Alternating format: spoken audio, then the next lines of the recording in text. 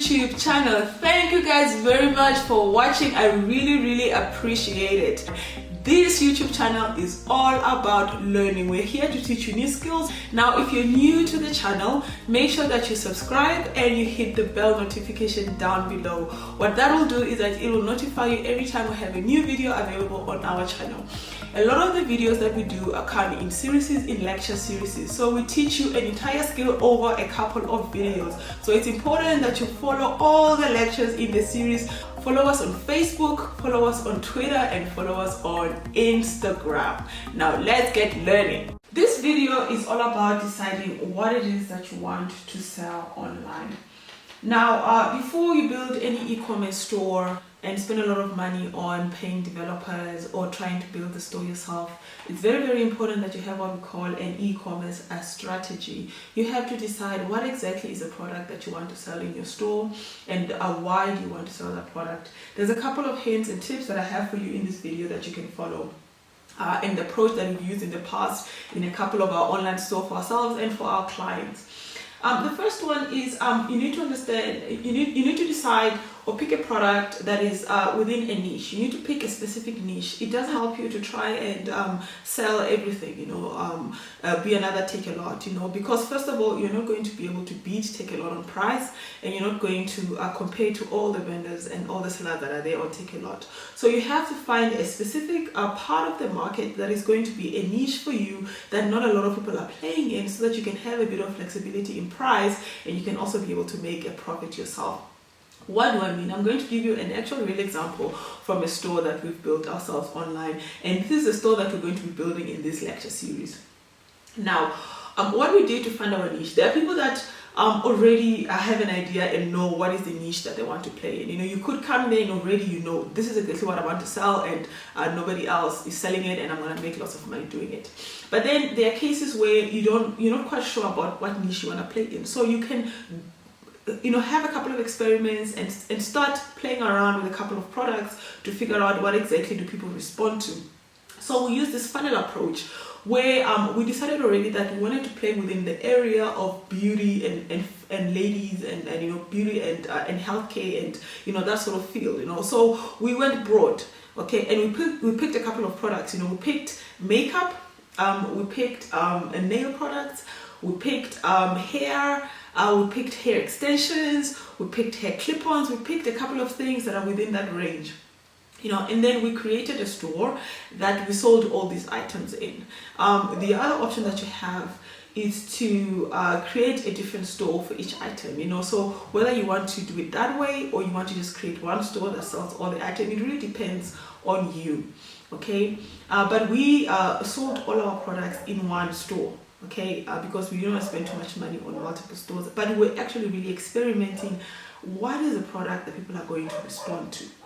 So after picking this couple of products, I have to warn you, you do have to spend a little bit of money on advertising. You do have to spend a little bit of effort and time on a digital marketing to market your online store so that people know it exists. Okay, the difference between a store that has couple of hundred people visiting an hour to an empty store is just that empty store, nobody knows it exists, and people will not know your store exists unless if you tell them that it exists. And how do you do that? You do have to spend money on advertising. Yes, you can do face-to-face, and you can do word of mouth type of marketing, but it's never really enough. If you're playing in the digital space and you're playing online, you do have to come up with a marketing strategy and find a way to advertise your products to a broader range of audiences so that you get traffic into your website. And in our later videos, we're going to cover marketing in a bit more detail once our store is running. But at the beginning, you need to know before you start your store that you're going to have a bit of money that you're going to be spending on marketing to get your store noticed. Now, once you've picked back to the funnel, once you've picked your group of products that you want to play with, then you build the store and you put all the products in the store. And then you run a couple of ads for each product, and then you wait. And then you see which product do people respond to. So when we did this for our store, what we found was we didn't sell any makeup at all. We had a couple of people that sort of added it to the cart, but nobody actually checked it out. Okay, we sold a couple of hair products and hair extensions and so forth. But the problem with hair products, we found that the market was a bit saturated, and you had to spend more on advertising, a bit higher to get people to notice you. So we did get noticed every now and then, but not sufficient to really sustain the store. And then we noticed, but hey, the nail stuff, people are buying that. Even with our prices, people were buying the nail stuff, so we dug deeper into that, investigated, and we learned, hey, the reason why people were buying this is there aren't a lot of stores that sell it. If you go to your typical department store, you're not going to find gelish nails, you're not going to find you're not going to find the lamps, you're not going to find all of that.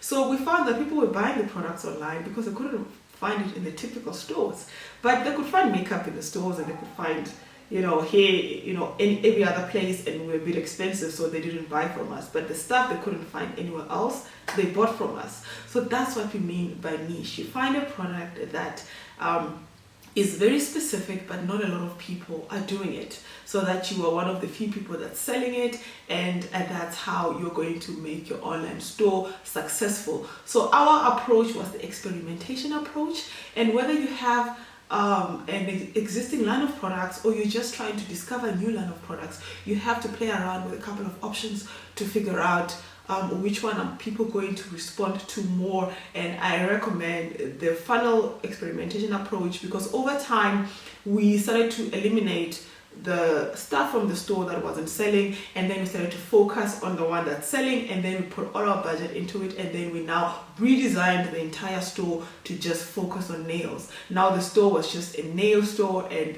that's what we focused on, and that's how we ended up with our niche for our online store. And the store that we're going to build in this series is going to be exactly that. Now, once you've picked a product, you need to also find a reliable supplier. This is very, very important. There's a lot of people out there that are going to sell you drop shipping and tell you that you can just open a store and link it to some AliExpress, and then boom, your store has got products in it, and then you're selling. Trust me, it doesn't always work the way you think. Number one, there is hundreds, if not thousands, of suppliers on AliExpress and a lot of other drop shipping sites, and you have to sift through them over time to find the reliable ones, because we had issues in the past with suppliers, and we put the products in our stores, clients pay us for products, and then suppliers take 2 to 3 weeks just to ship something all the way from China, and then it's still going to take another month or so to arrive. And by the time it gets here, it's like 2.5 months, and your clients are just pissed. They're suing you, they want their money back, they're sending complaints to your credit card company.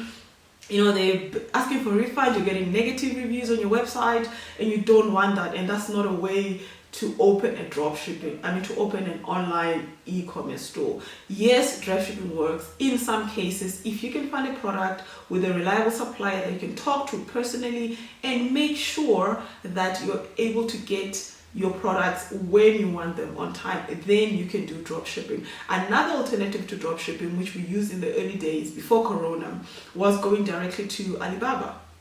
Alibaba is a slightly better refined than AliExpress, and on Alibaba you get faster shipping. The only problem with Alibaba is that you have to buy in bulk, which should not be a problem if you have a budget and you know exactly what it is you're selling. So perhaps you experiment a little bit with AliExpress, and then after that you find a niche, and then you find the money, and then you can buy in bulk from Alibaba, and then you can get the products here sitting somewhere in a warehouse, and then you yourself can do the distribution and selling it. So that requires you to have a little bit of budget upfront to get the stock, but it's much better reliability, and it will be good for your clients knowing that they could buy something and they're going to get it in 2 to 3 days. We've got repeat customers that way, and that is a better strategy than people buying online and having to wait a month for your products. That doesn't always work out well on the client a point of view. So first of all, before you do anything, to recap and to summarize everything we've discussed in this video, find a product that you're going to sell. If you're not sure, just pick an area or a field, and then experiment with a couple of products, and then try to see which one people are responding to. And then once you've determined the one that is the most responsive, then focus on that and create your whole energy behind that product, and make sure you have a little bit of money to try and get some stock up front, so that you do not come into supply issues, and then you're ready to build your online store. So in the next video, we will get down to business and build a better store.